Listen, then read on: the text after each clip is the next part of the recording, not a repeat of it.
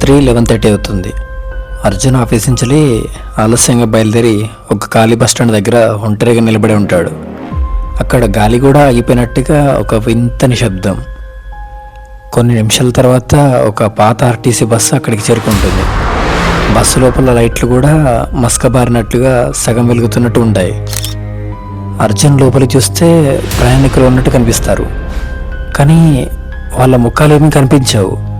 అన్ని ముఖాలు నల్లగా, కొన్ని ఇండేలాగా కనిపిస్తాయి. అర్జున్ అనుకుంటాడు, దేనిపై పడాలే, ఇది రాత్రి బస్సు అయి ఉంటుంది అని లోపలికి ఎక్కడానికి నిర్ణయించుకుంటాడు.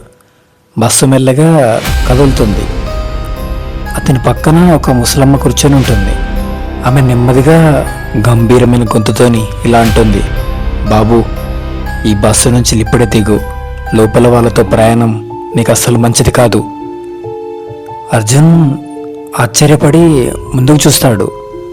అయితే డ్రైవర్ సీట్లో ఉన్న వ్యక్తిని అలా చూశాక అతని గుండె ఒక్కసారిగా అయిపోయినట్టు అనిపిస్తుంది. డ్రైవర్కి అసలు ముఖమే లేదు, పూర్తిగా తెల్లగా ఉన్నది. అసలు కళ్ళు లేవు, కళ్ళు కూడా లోపలికి కనిపిస్తున్నాయి. అయితే ఇక అంతలోనే ఆ పక్కనున్న ప్యాసింజర్లు కూడా కొన్ని దయ్యాల్లాగా మారిపోయి గాల్లో తేలుతున్నారు. ఇక అర్జున్కి వెంటనే భయమై బటన్ నొక్కి కిందకు వచ్చేసాడు.